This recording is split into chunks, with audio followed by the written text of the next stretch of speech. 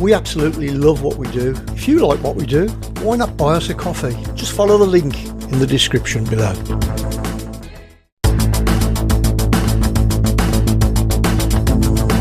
Give me a 5, 4, 3, 2, 1, then we'll start. Manfred Mann, 5, 4, 3, 2, 1. Four, three, two, And then the old one. harmonica, the old Paul Jones. What a way to start. Welcome all to There's Only One Terry Curran. This is the third in our series. Today we are joined by the maverick, the wonderful, the legend. That is Barry Silkman, player and agent and a raconteur. Silker, you're everything and more. You're a legend, mate. We love you. How are you? Thanks, Gabs. I'm good, mate. How are you? And TC, all good, I hope. Brilliant, and it's an honour to have Baz on our podcast, Gabby. It's fantastic. Always looking at his career because we've played at the same time, and it's fascinating how we had similar tastes in things. And I've just said just off air there about greyhounds. I found it fascinating. You know, people used to say to me, and I finished up buying a greyhound with Jack Charlton. We may go into that in a little bit because there's a funny story to that with Mel Sterling. Let's start with greyhounds. So you crack on. Start with greyhounds. Let's start with greyhounds. Well, what I would like to ask Baz, because you know what got him into greyhounds. What was it as a young age? Because I used to watch cars when I was about 10-year-old, watching people's cars and then going on to dog track itself. But then Barry became a trainer after football, and he had such dogs as Arthur Waite, Carlsberg Champ. Yeah. Winning, you know, I mean, Hackney's not here anymore in Catford. Yeah. You know, some big races fantastic. there. And the Savarowicz at One of the big Bellevue, races at Manchester. Bellevue. Yeah. Fantastic. I won literally everything except the Derby. Fantastic. I mean, you started to become really big, and then all of a sudden you went into the agent side of it, didn't you? Because there was no money. There was no money, TC. There was no money. No, there weren't. I had owners. I had one owner. I had a dog in a competition. I hadn't had this dog long, and I put a lot of weight on him. Put about 4 kilos on him, which for a greyhound, a lot of weight. Yeah. You wouldn't have been trained about it, surely. No. I put it on muscle. He was so underweight when I got him. Yeah. And I said to the owner, this dog could win the competition. And he said to me, if we win this competition, you've got 10 grand. I hadn't seen 10 grand, TC. Yeah. And the dog won the competition. I went on a Sunday morning, took the dogs for a walk the day after we won the final. A couple of other people turned up and said, we're going to take you and treat you to breakfast. I went to breakfast. When I come back, the girl said to me, the owners turned up and took the dog away. Never see him again. Didn't even get the kennel bill for that month. And apparently he'd won from the bookmakers at Walthamstow that night. John Jenkins, his real name was John and Tom Power, and Gordon Hutchinson, he'd won 38 grand in betting back then. The race was worth 10 grand. I got nothing, didn't even get the kennel bill. And that's what happened all the time. I had 1 or 2 good owners, and the rest of them were not so good, mate, to say the least. I know it's fascinating. It's amazing that, you know, even in football itself, you know, you always think you're doing somebody a favour, and they like turn against you, don't they? You know, you think absolutely. You know, you don't let them down. It's that they let you down. You know. Yeah. But going back, absolutely. I'll tell you a funny story with Jack, and I didn't know Jack liked to bet. We played cards, but we only play for a little bit of money with Jack. At the other clubs, we would play for big money with players. But Jack said, "TC, do you want to buy a greyhound? I can get one from Ireland." And I said to him, "Yeah, why not?" So the dog was called Spiral Please, and we had it trained with Harry Crapper. Can you remember Harry Crapper? Yeah, I remember Harry. Yeah. Anyway, me, Andy McCulloch, and Jack bought this dog. Anyway, Harry said this dog would win this night. Anyway, I backed it. I had 500 quid on it, and it drifted right out. Anyway, Harry said to me, the reason why he got beat, he got lame, but they backed it on the Tuesday. They backed it on the Tuesday. We were playing. It came in from 6 to 3 to 1 and absolutely blew him. And then he phoned me up. He said to me, "This dog were lame." And I said, "Well, how can it get beat on Friday but winning on the tube. Yeah, exactly. Yeah. He said, "Well, can you get me some infrared on it?" I said, "That's not a problem, Harry." So I goes to pick the dog up, takes it back to the ground to John Honey, who was our physio. Mel Still is only a young lad. Well, I'm 23, he's 18, Mel, 17, 18. Yeah. So I said to John, can I get any chance of getting any infrared on this? He said, "Well, I've just sorted Mel out." I said, "Fuck, Mel, this is running again on Friday."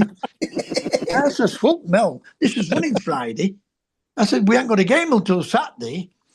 I said, "We've got plenty of time to get in for it. It's only for today. We've got 3 or 4 days left." So I go there and I said, "Hey, you, Still, get off that fucking table and get out. I need to put this dog on." And Mel tells it in his book. But that was the true story of it. I'd gone in there and said to Mel, so we could have some infrared on it. And anyway, it got beat again. Normally the way. Always the way, mate. Yeah. Could you imagine that today, boys?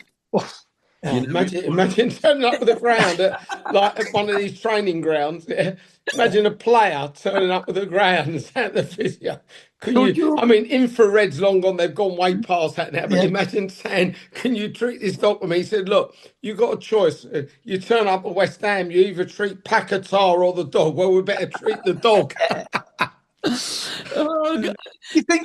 When you think about things, what happened in our time in football, and you see how it's changed. You wouldn't believe it, would you? It's not recognisable, mate. You wouldn't. And I'll tell you what, the big thing that's gone now, it's really disappeared. It will never come back. Is the camaraderie and the friendship between players. We'd be on a coach, TC. You'd have somebody telling jokes, little group playing cards, a little group having a quiz. You'd all be together, everyone talking to each other. You'd get off. You didn't have to huddle on the pitch. You'd done all that all the way to the ground, on the training ground, after training, on the coach on the way. You did all that. Now they get off the coach. No one spoke to each other. They've all got headsets on, listening to music, playing their Game Boys. There is no camaraderie at all in football clubs anymore. We used to all go out and mix together. We'd go to, those that drunk, go to a pub, go to a nightclub after the game, meet up for meals. You do things together. You want to live in each other's pockets, but we would do a lot of things together. Now, once them players have gone to the training ground, they don't see each other. They arrive on a coach, they haven't even had a conversation. Then they've all got the liberty to put their arm around each other on the halfway line and talk about how we're going to win the game. Well, if you were all like that and close like that, you wouldn't have to do that. You'd be doing that on the coach on the way to the game. Yeah, I mean, people say to me, I love football more than anybody could have loved it, and I'm not saying I loved it more than anybody else. No, but you loved it as much as anyone, as much as anybody could have done. I'd always got a ball at my feet as a young kid. I always knew that if I didn't be a footballer, I wanted to be a jockey. The problem was I grew when I left school. I was tiny at school. Yeah, but I always knew that something, I'd got a big chance of being a footballer because from a young lad in school, I played in all 4 teams: first year, second year, third year, fourth year. Do you know what I mean? Yeah. So I know I got something. It was just giving that break, and I got that break with Morris. But when I look at football, people say, "Do you miss it?" No, I don't miss it. I'd love to play on the pitches, not get kicked now. Oh God, yeah. I would love that because I didn't get without the mud and the sand everywhere. Yeah. I mean, there weren't the worst of pitch in Derby County, I must admit, and I played at Derby. It's not their pitch. The camaraderie between the players in the dressing room and the piss taking. You had to be brave and you had to be quick to answer some back.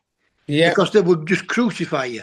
But I found that same with the dogs because I can remember all the big gamblers when I was a young lad going on there, even when I was footballing, going in, the Manchester, Bellevue, Manchester, Sheffield, Kinsley was just a flapping track and the other flapping tracks, and the characters. The gamblers and the bookmakers. Oh, I can absolutely. Remember, there used to be £13 on nearly all tracks when I used to go. Yeah, that's right. Yeah. I can remember Smiler being at Kinsley, and every time I went on, footballers here, we're going to get somebody tonight, And And I would set the betting off sometimes. You know what I mean? If I went in and backed the dog up, everybody thought, well, he must know some information there. You know what it's like, don't you? Being, when you meet public eye. But even that's gone. Even all the characters out at gambling's gone. Oh, it's gone. I remember at Walthamstow, we had one guy called One Arm Lou because he had one arm. Right? So he was One Arm Lou. We had another guy that, because he always used to get in before everyone else, we called him Davy Crockett, right? So he was Davy Crockett. We had a guy, Big Mac Duff. He used to be a film extra. And funny story, TC. This is a funny story, mate. So he's in a film where he's playing a Roman. So he's got all the Roman gear on, yeah, and he's at the back. And they're talking to, Yul Brynner, whoever it was at the front. And he's one of the Romans at the back with the guards. So he took us to see the film. And he's telling us what we've got to watch out for, because he had a tip for a dog in the second race at Walthamstow that night, yeah?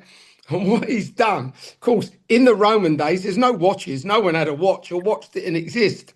But what he's done, he knows he's got to get away from the film, and he's looked at his watch like that. Now, it's still in the film because no one has noticed that he's done it. And we've all gone there. There's about 12 of us, and he's gone, it's coming up, it's coming up, it's coming up. And he's there with his thing like that, and he's changed his hand to hold the shield, the sword or whatever, and across his shield, and he's gone, and we've all pissed ourselves. And I mean, that things like that, them characters, they're not here today. No. Even the footballers. I remember playing at Man City, and we're playing, I think it was Leicester, Frank Worthington.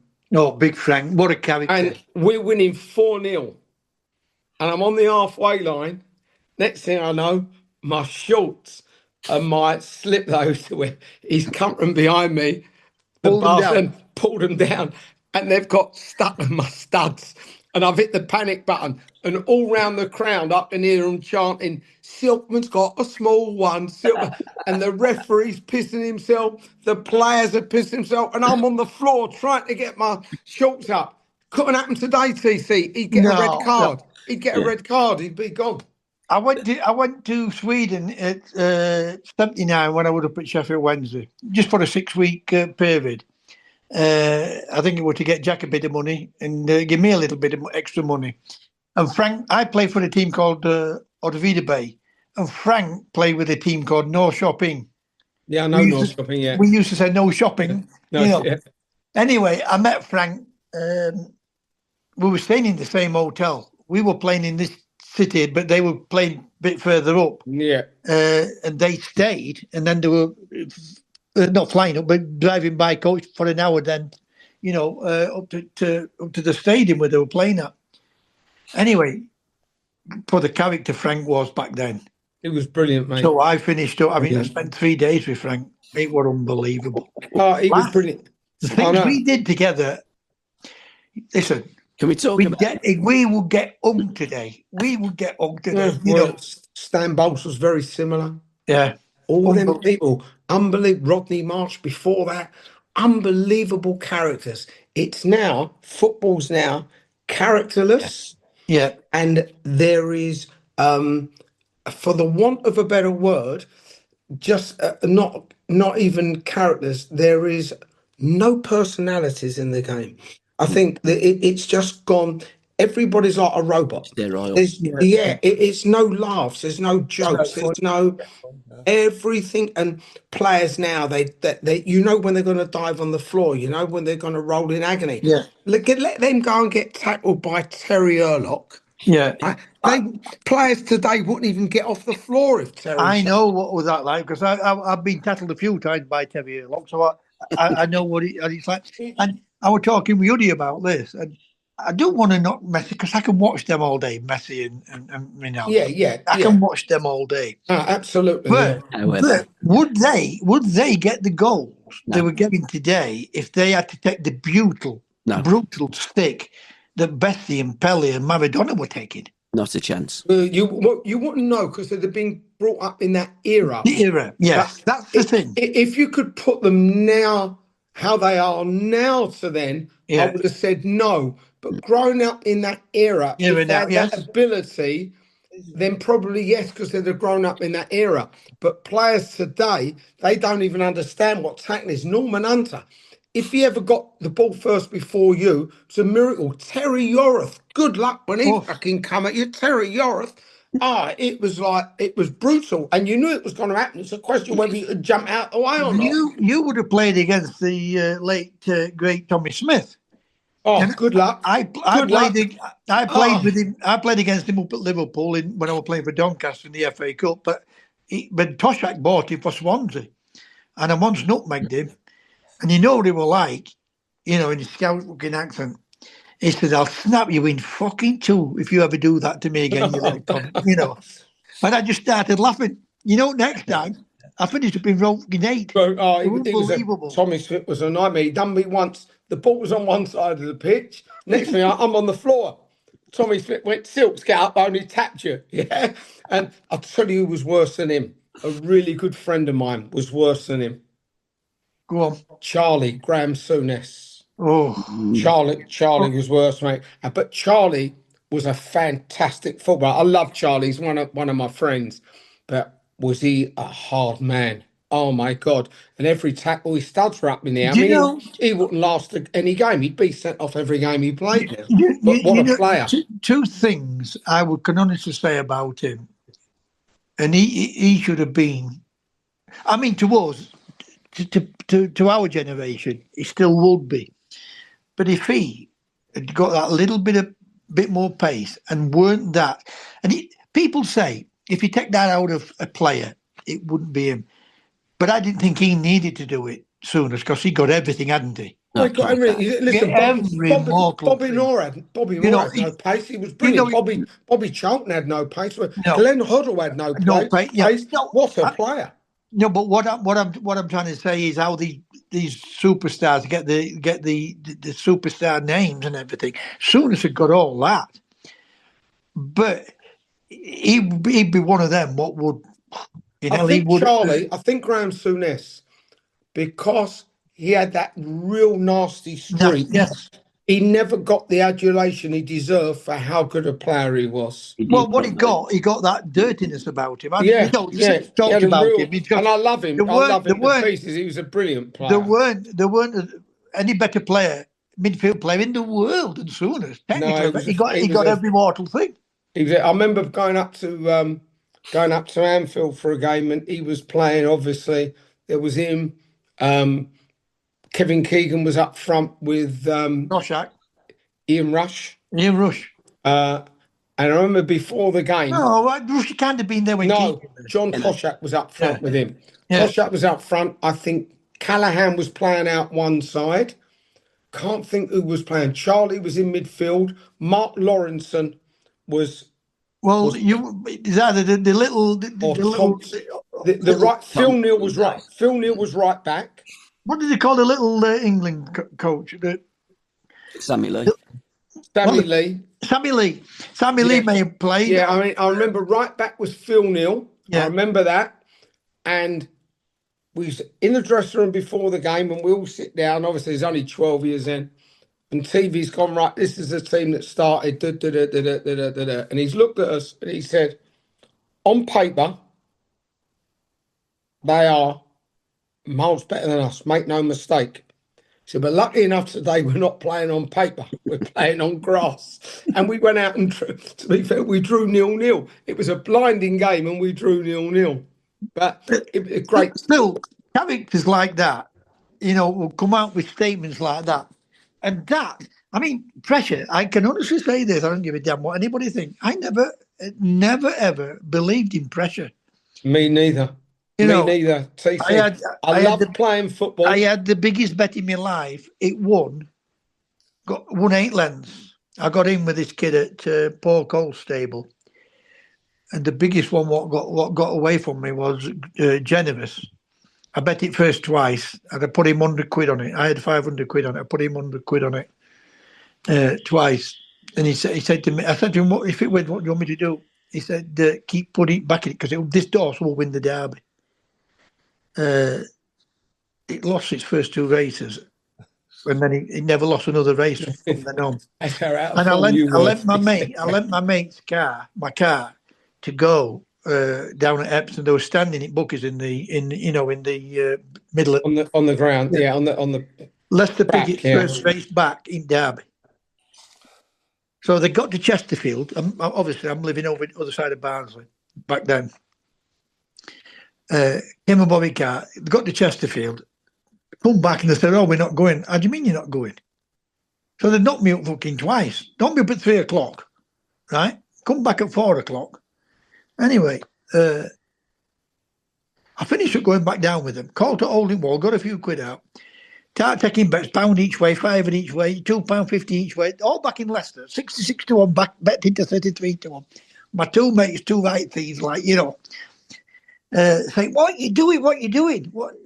We can't pay out if this wins, So anyway, I get off at stand, goes into car, has an hour's kip, wakes up at 5:30 after the race. No. Generous as run. But the biggest bet I had, Phil, this is a true story. I kept all my bets. People what gambled would have been fascinated. They just said, "You fucking idiot." But, people would have looked at that and said, "I was lucky. I got all these betting slips on football."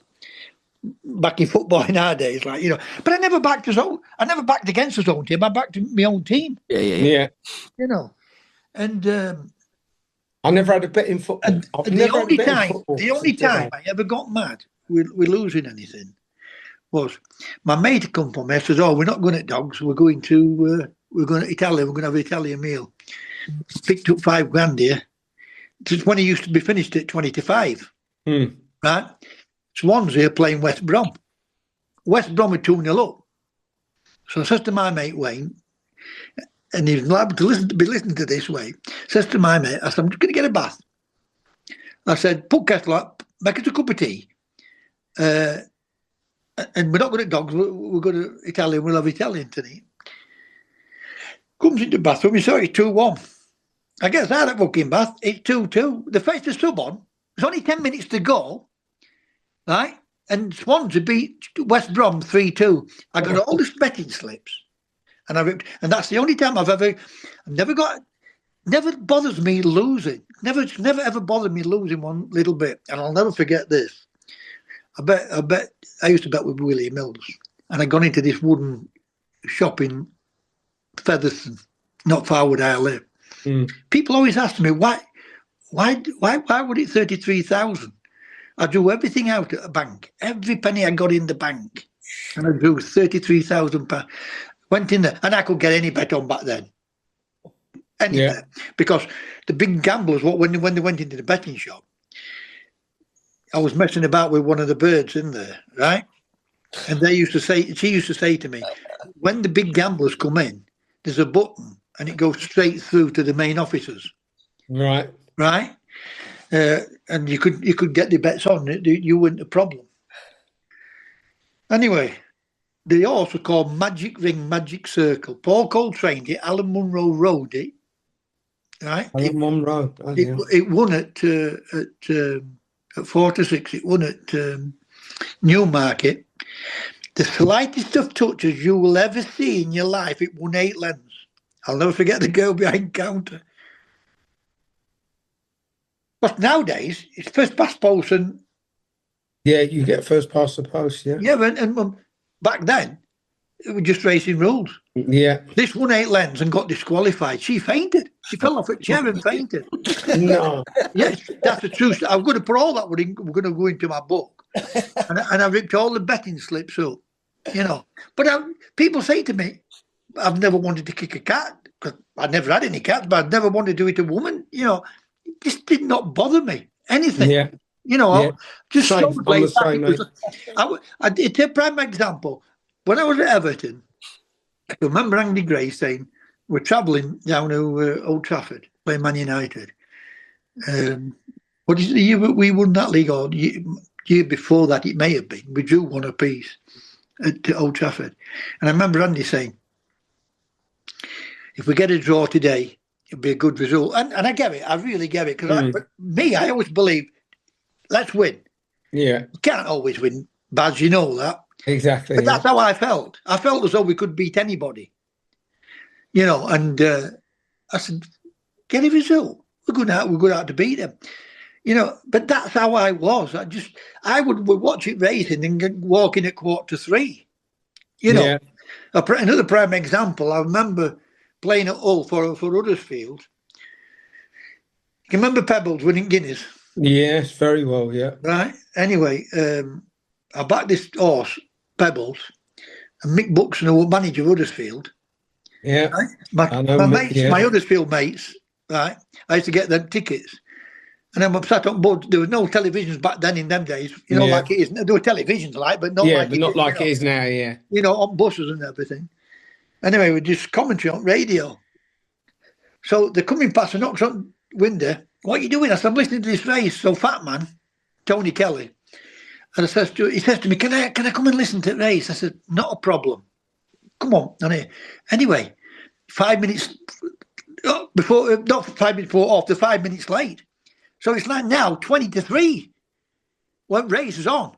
You know, I was never one for going on to pitch, especially I would never be on pitch at my players' lounge watching racing or whatever. You know, back then. So on a Saturday afternoon, you won't get it in midweek and whatever. Mickey Buxton comes on. He said, "What time do you think you got? This is at 2:45. What time do you think we got a game?" I said, "Mick, don't worry about it. We'll beat these all." You know, and we beat them 1-0.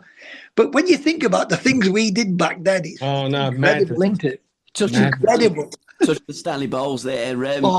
Boys, you've both recorded Singing the Blues. Silky, you did for QPR.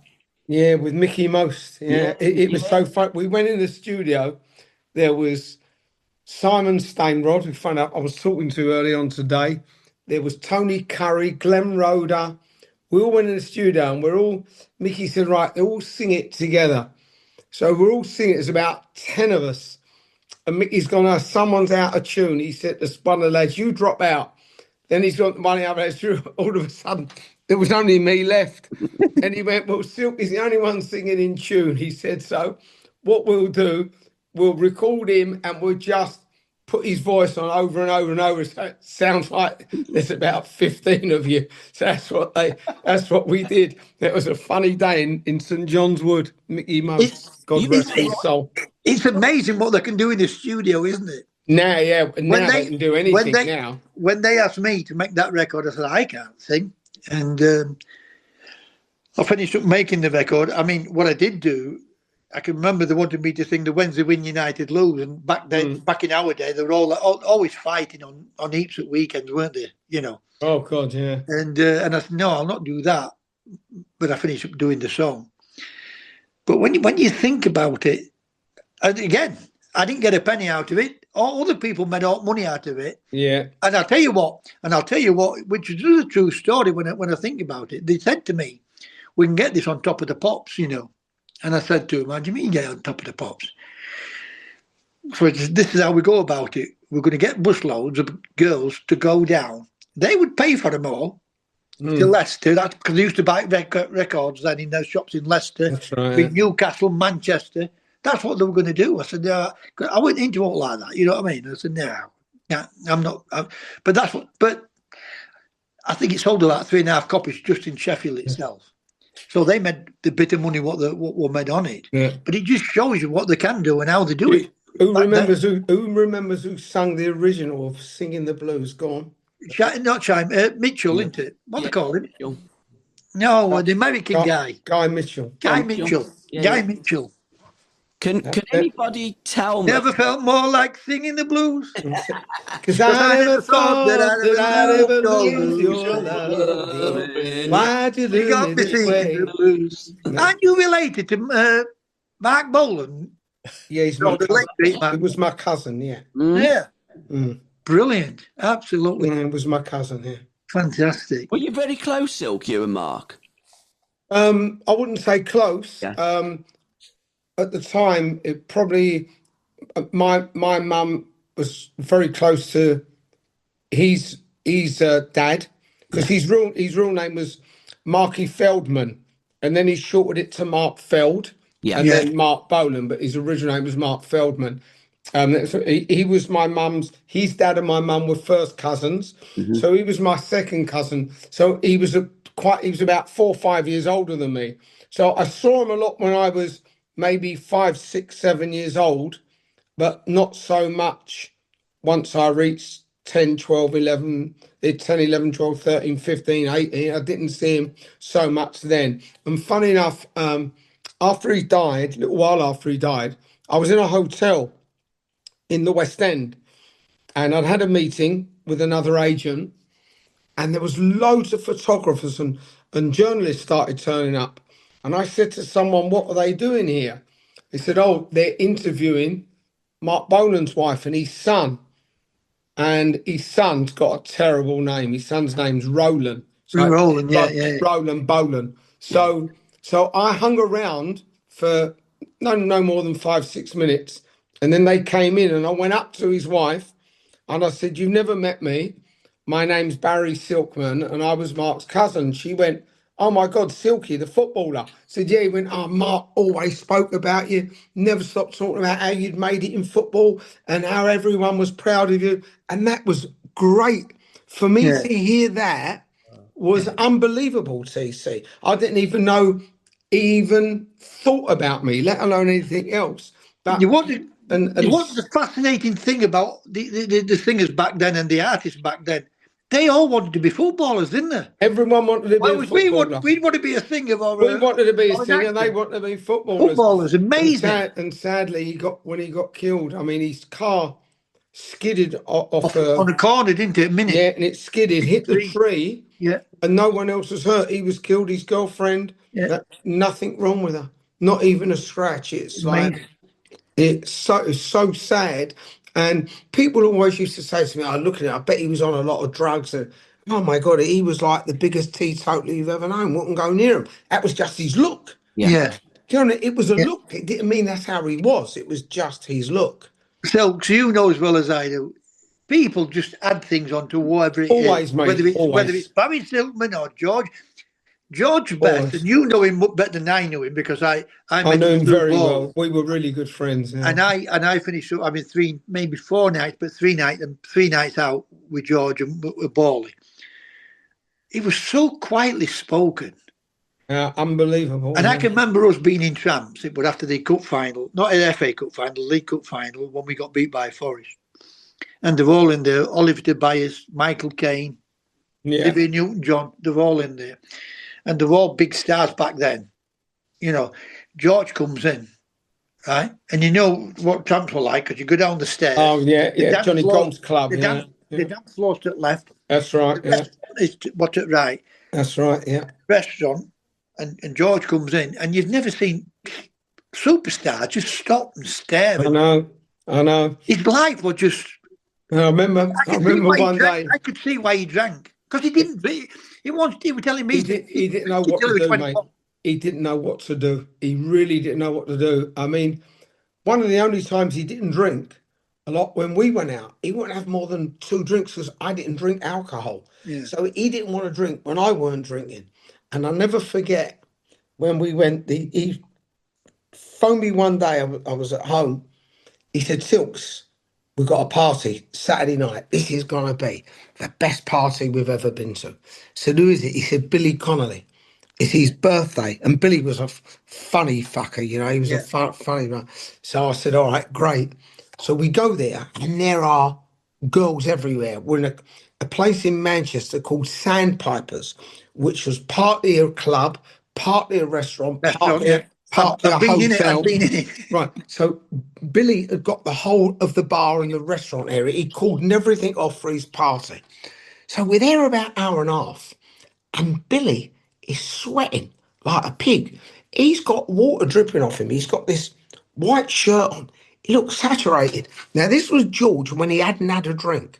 I've gone to George, said, George, anything wrong with Billy? And he went to me, the sweating. I went, yeah. He said, go and ask him what it is. I said, you ask him. You're better, closer friends than I am. No, he said, I'm too embarrassed. He was actually too embarrassed to ask him, because if he didn't have a drink, he wouldn't even go up and have a conversation with anyone. It's really, once he had a drink, he'd open up to everyone. Anybody, when he didn't have a drink, so he went to me, you go and ask him. So we have a photo taken together. The guy takes a load of photos of us by the bar, and George is going to me, because I'm on George's left. Billy's here. George is in the middle. I'm here, and George is at me. Silk, go and ask him. Silk, go and ask him. Silk. I went, all right, okay, hold on. So we come away. I said to him, Billy, I said, you feel all right? He was saturated. He's gone to me, I feel great.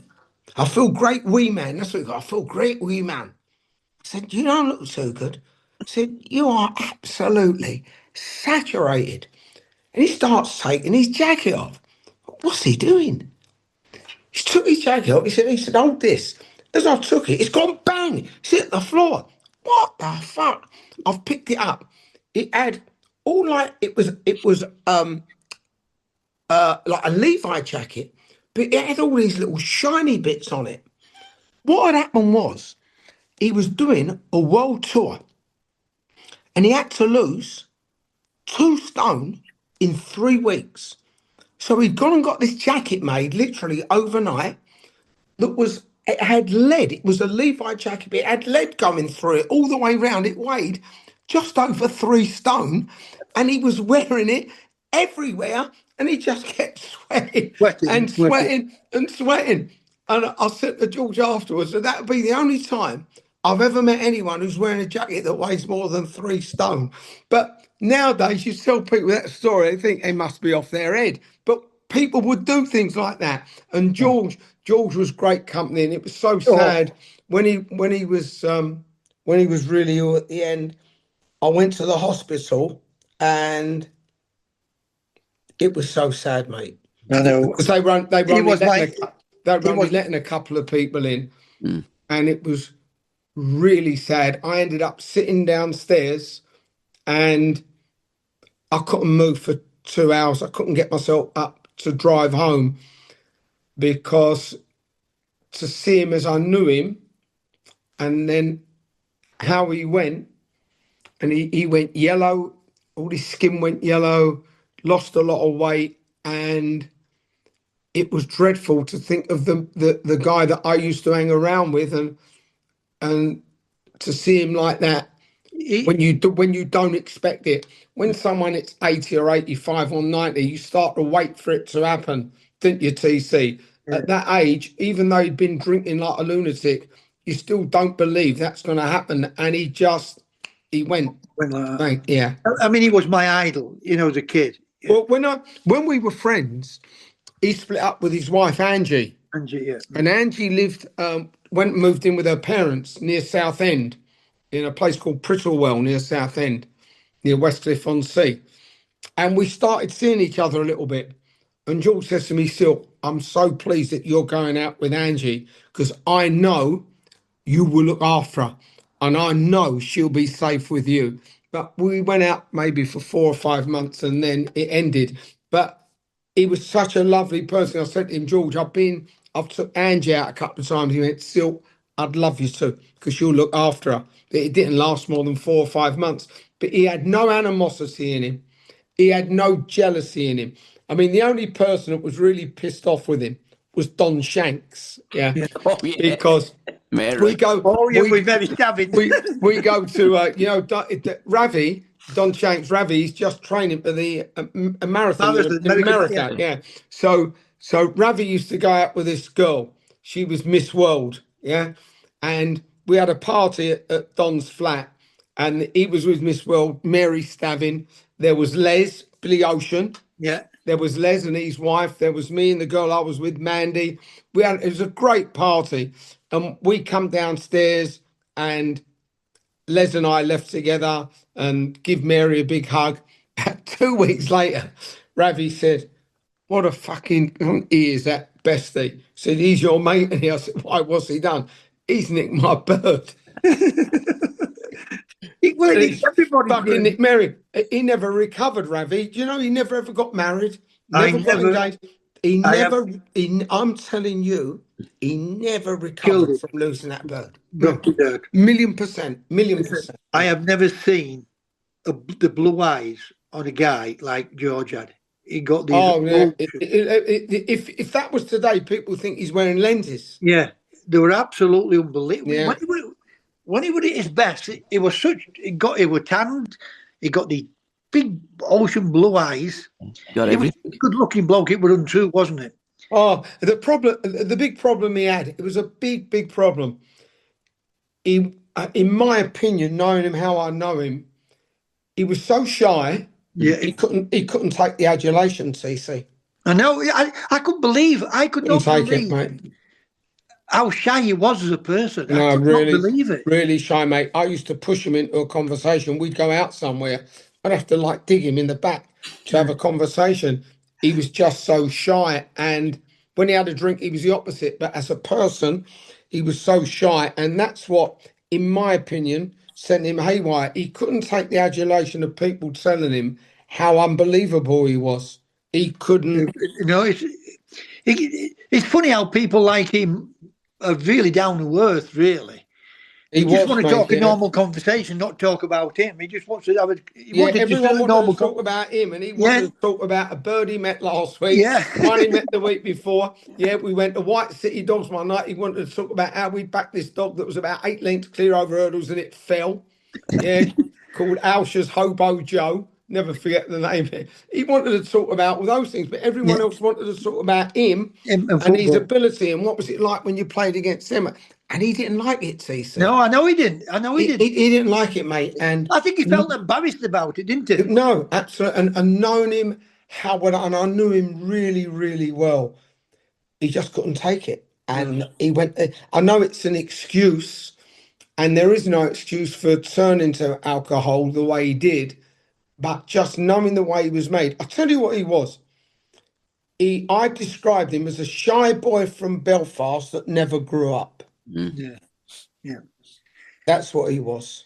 I must get you to tell everyone about the late, well, not the late, but the great Zinedine Zidane. You Oh, must tell God. our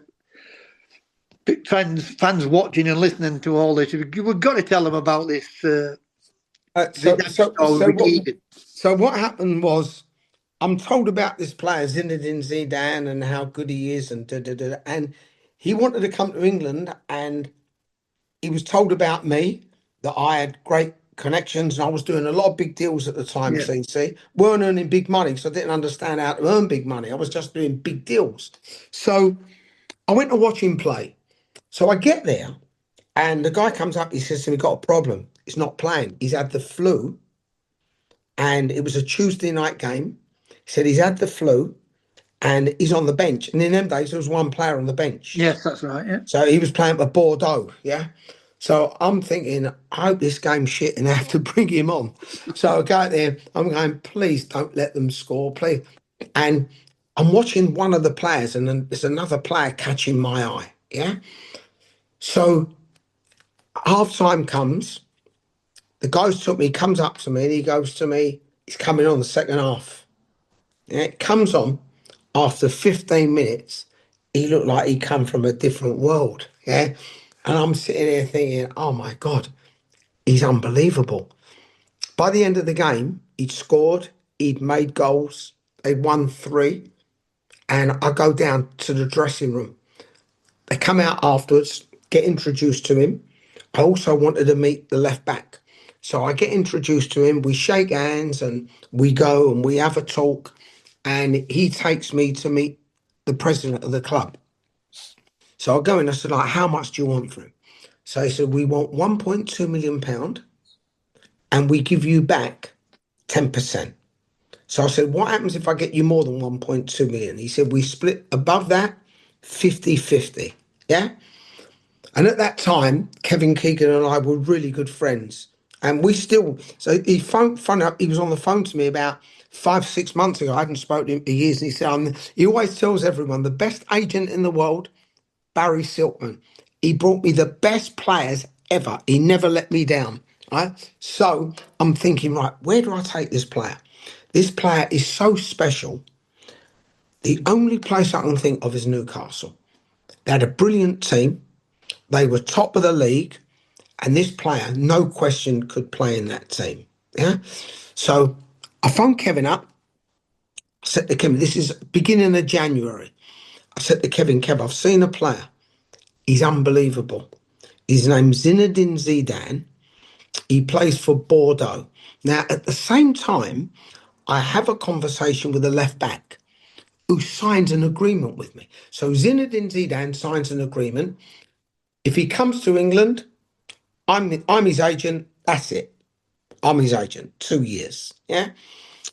The left back, he comes to into England. I'm his agent. 2 years. At the same time, I'm introducing Zidane to Kevin. David Pleat calls me, and David Pleat's at Sheffield Wednesday. He said, Silky, you know Ben Thatcher, didn't you, at Millwall? I said, yeah. He said, what do you think of him? I said, you're looking for a left back? He said, yeah. So I've got one for you. He said, who? So I tell him. Goes away, comes back. He said, he's a bit small. Never forget this. I always talk to David about this now. Goes, he's a bit small, Silk. I said, what do you want, a footballer or a basketball player? I said, Kenny Sansom was only 5'7". I know. He's the best left back England have ever had. Better than I've Ray played against Wilson. Kenny a few times. Yeah. Unbelievable player, right? So I said, David, trust me, go and buy him. He said, what's the deal? I said, 800 grand. He didn't buy him. Because he thought he was too small. Player's name was Bigzanti Lizarazu. Okay. Yeah. Other than Roberto Carlos, probably the best left back in the world. Yeah. So I go to Kevin. So Kevin said, right, I'm sending someone to watch your player. So I call up Zidane, who only speaks English, but not great. I said to him, I'll bring you to Newcastle. I said, Silky, Newcastle. Yes, that is my place, Newcastle. Yeah. So he's obviously watched them on the telly and the whatever. So Kevin sends someone to watch the game. I will never, ever, ever, ever forget this. In them days, we had the Premier League and then Division 1. It wasn't a championship. Yeah. So that was the Premier League, Division 1, 2 and 3. So let's just pretend for a minute that it is the championship, okay? So he calls me, Kevin, on the Monday morning, 9 o'clock. And I'd just gone out with the dogs, come back, I had 2 German Shepherds, come back. And in them days, fax. There's no emails. Everything was on a fax. So he calls me, he said, Silky, you're going to get a fax soon, and it's going to give you the write-up on Zidane. So, okay. Get the fax. I'm standing with the fax machine.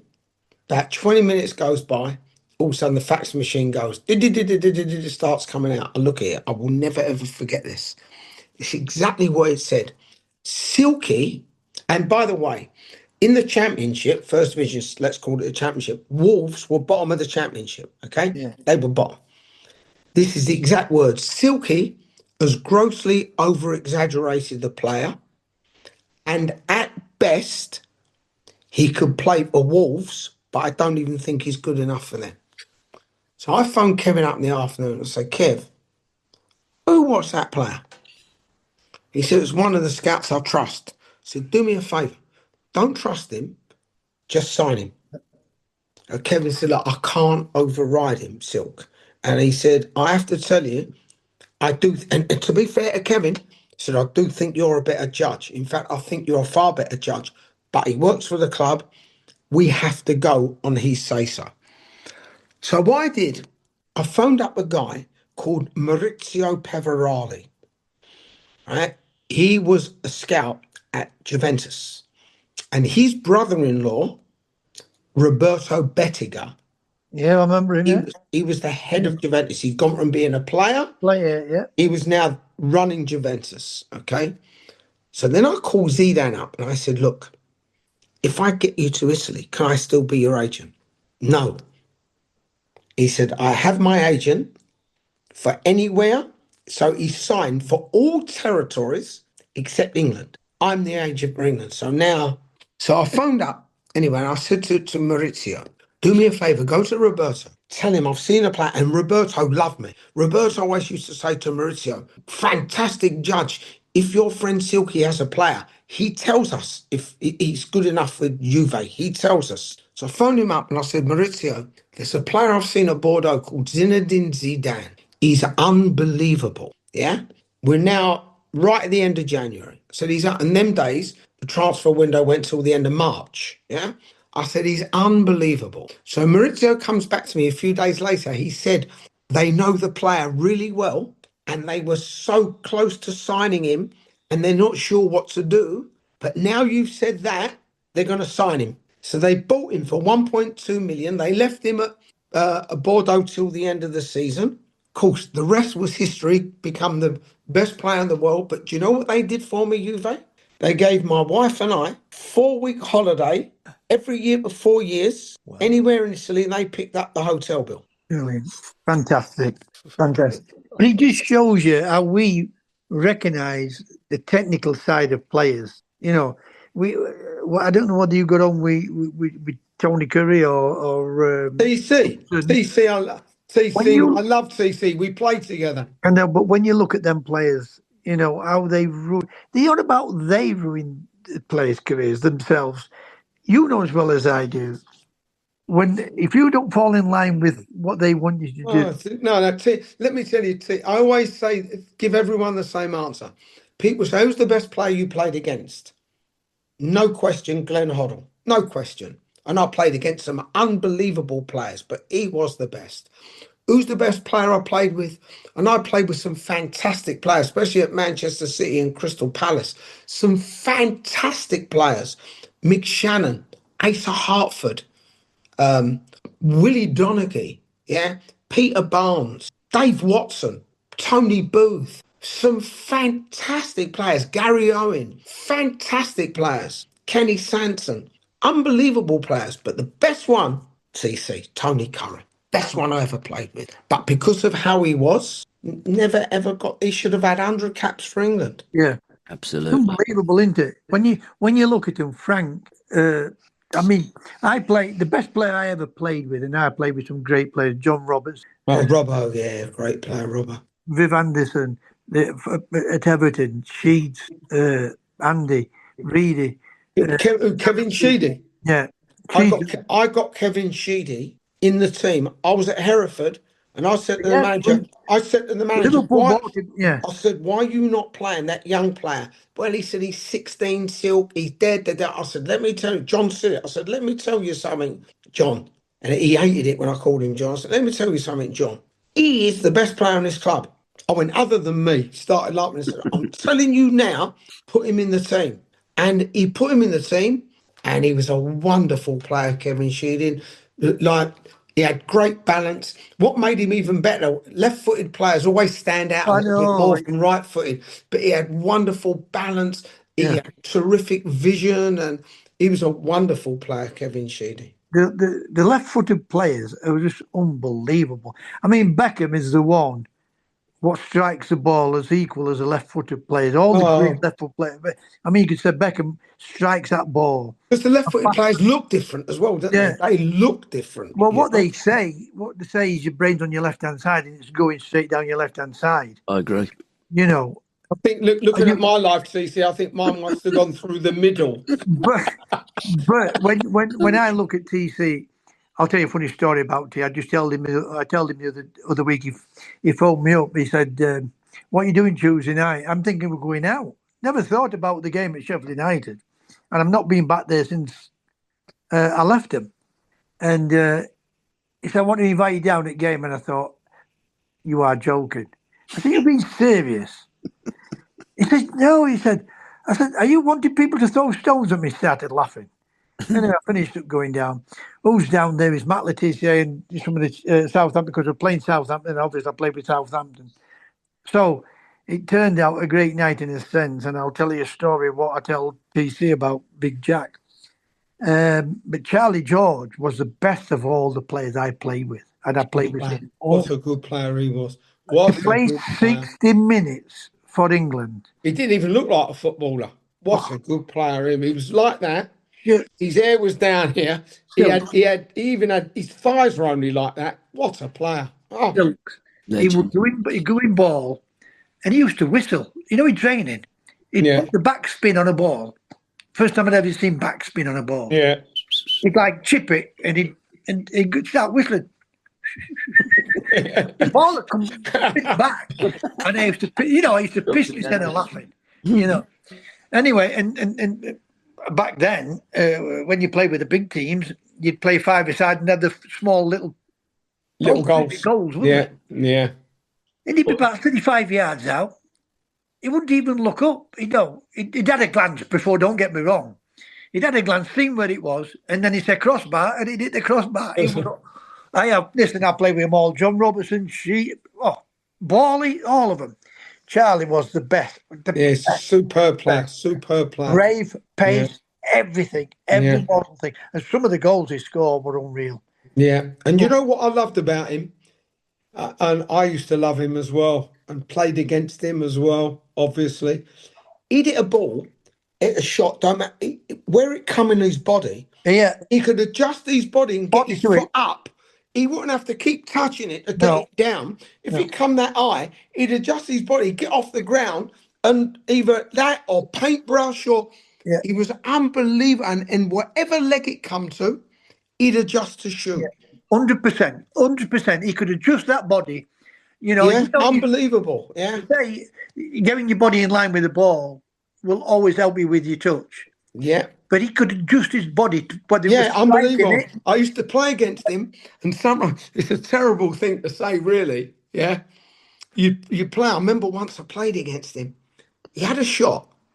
When it come to him, and I couldn't tackle, but I was closing him down from behind. I thought, right, he has a touch here. As soon as he has that touch, I'm going to nick the ball off him. He had a shot, and it dipped over John Burridge and just dipped over the bar. And I'm on the pitch, and I've gone to him, how the fuck do you shoot there? And he thought I was taking the piss. You taking the piss? I went, no, so I was just about to nick the ball off you. It was 3 foot off the ground, and he didn't even jump. I couldn't figure out, and there was no videos then. And to this day, I often think about that shot. People say, what's the best goal scored against you? And I always say, forget about the best goal. I said, I played against Charlie George once, and he had a shot, and the ball was coming to between his belly and his chest. He didn't jump at all, but he had a shot, and it dipped, and it just landed on top of that. John Burridge, he was 7-8 yards out. Yeah. And I said, but I don't know how he shot. They said, what do you mean? I said, well, he had to jump to shoot, but he didn't jump. And I thought I was going to nick the ball off him. And that's what he was, Charlie. He would shoot. I tell you, he was a little bit like that, but not exactly the same. Harry Kane would shoot. Yeah. When he don't look like he could shoot. Yeah. And Charlie George was like that. He'd shoot and Charlie George's vision was unbelievable. He got every mortal thing. Unbelievable. I mean, in this particular game, a very similar thing. He's picked up the ball on the halfway line, and he's looked through the centre, and he's gone, hit it with the outside of his right foot. I can't remember who was out wide. He's playing in clean in behind Kenny Sanson. He's just looked at the ball and done that. How did he do it? You put the YouTube on with Real Madrid and watch Charlie. That game is unbelievable. The performance of him. I mean, people say to me, who's the best team you played for? It's not the best club I played for, but the best team I played for with Derby County. Yeah. The goalkeeper, good goalkeeper, but if we'd have had somebody like Schultz. Yeah. And I think if we'd have, and I'm not knocking the Duck, and I'll tell you the reason why in a minute. Who was in goal there? John Middleton were in goal. Right. Listen to this for the team. John Middleton goal, good. Always a mistake in him. Yeah. Right. David Langham, right back. Yeah. You got to go to bed. David Nish, left back. Good player, Nishi. Unbelievable player. Good player, Nishi. I used to love him, man. He gets injured, and we signed Buckley from Luton, 300 grand. Yeah. McFarland and Todd, midfield. Yeah. Daly, absolutely crackers, Jerry Daly. Yeah. He bet on 2 flies. Good player, though. Oh, great player. Great player. Daly, Masson, and Rioch. Oh, Bruce, yeah. Charlie. Fucking hard bastard he was as well. Charlie, me, Jerry Ryan, and then we had Jerry, God. And then we signed Gordon Hill, right? We played Christmas time at Ipswich, right? We were up 5 o'clock. I mean, I don't drink now. I've been drinking, you know. I never drank at football. I've drank outside of football, and I've got drunk a few times, but not a lot. But I'll drink socially. We played Ipswich. We were up 5 o'clock. We're playing shoot pontoon. Threw Jerry Daly's gear out. Back then, you could go to dry cleaners in an hour and get your all your gear cleaned, suits and shirts washed and everything. Back then, right? And that 1978 that was. We were up 5 o'clock. Grouch with a drink, with a flick on tap. They drank about 2 cases of that wine and everything. They were all pissed. Right, we beat Ipswich. We got 2 men sent off at QPR. We played with 9 men. In fact, I got sent. Don Masson got sent off at QPR. But Charlie scored the best goal I have ever seen. Right, at Ipswich, it was unbelievable, and I mean unbelievable. But going back to Tony Curry, I was telling Tony about this. We're on pitch, and obviously, we and him are talking about clubs and what's it been like playing at this club and what's it played like with that manager so and so. So anyway, the trainer shouts, "Come on, we've got to go in now." So it goes in. Next time it comes around, when it goes in, he pulls Jeff Johnson and he says to Jeff in front of everybody, he said, "Jeff, I want you when Tony Curry gets the ball and you're near him. If it's the first minute, I want you to put him on a stretcher.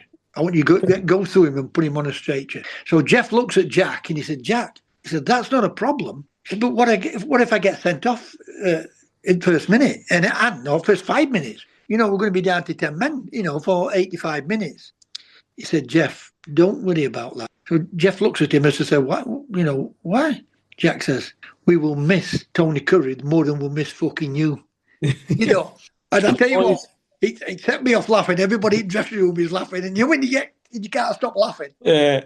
And it sets other off people laughing. Guys, we've got to wrap it up. Chris has got to go to work. I need to worry. So we're going to have to wrap it up. It's been an absolute blast again. Just want to say, Silk, your book. Anybody that reads Silky's book, if you like Silk, fantastic book. Fantastic book. Thank you. You will love Silky after.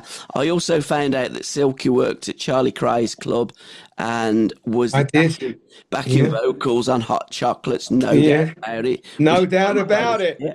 No doubt about it. Yeah, that's the one. Legends. Silky. TC. What a fantastic podcast. This has been fantastic. Thanks, TC. Thanks, mate. Do it again. Thank you, mate. Thanks, mate. No, seriously, fantastic. Thanks, TC. Next time I see you, just don't take me on. Because I still can't tackle. Brilliant. Fantastic. Fabulous. Thanks, Gab. Thanks, guys. Brilliant. See you guys. Brilliant. God bless. God Good bless night. everyone. Thank you. God bless. Thank you. Brilliant. Bye-bye. Thanks, guys. Bye-bye.